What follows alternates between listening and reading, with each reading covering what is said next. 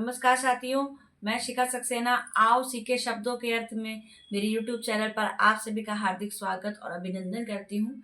जैसा कि मैं पिछले वीडियो में आपको संधि के बारे में मैंने बताया था, तो मैंने सोचा कि आज आपको कुछ रोचक जानकारी दे देती हूँ।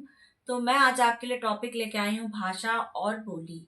तो आज हम सीखेंगे भाषा और बोली में अंतर, क्या होते हैं अंतर।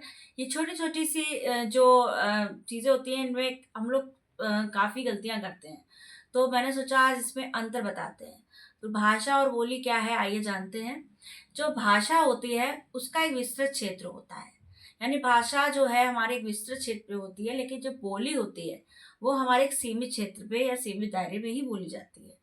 भाषा का क्या है कि भाषा लिखित और मौखिक दोनों रूपों में होती है।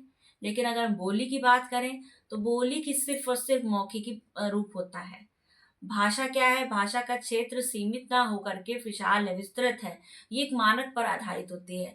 लेकिन अगर हम बात करें बोली की तो ये मानक पे आधारित नहीं होती, इसका कोई मानक नहीं होता है। जो भाषा है वो हमारी प्रयोग होती है सरकारी काम-काजों में, कार्यों में, प्रशासनिक कार्यों में हमारी भाषा का प्रयोग किया जाता है। लेकिन बोली में ऐसा नहीं होता, बोली में अवधि अवधि होती है बोली, भोजपुरी बोली होती है, ब्रजभाषा का प्रयोग किया जाता है। तो ये सब हमारी बोली में आता है। भाषा शब्द जो है वो संस्कृत भाषा के भाष धातु से लिया गया है और भाषा जो होती है बहुत ही प्राचीन होती है।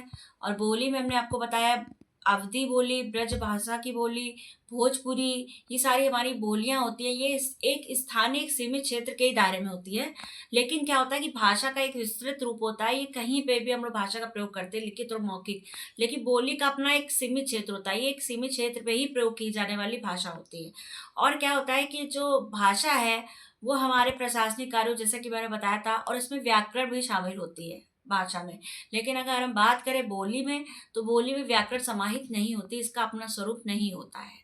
तो इन दोनों में अंतर बताते हुए आशा है कि आप समझ पा रहे होंगे।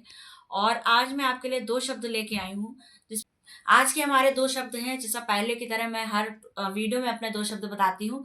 तो आज के लिए मेरा पहला शब्द है वात्सल्य। वात्सल्य का मतलब होता है माता-पिता का जो प्रेम या भाव अपने बच्चों के प्रति, वो हमारा होता है वात्सल्य।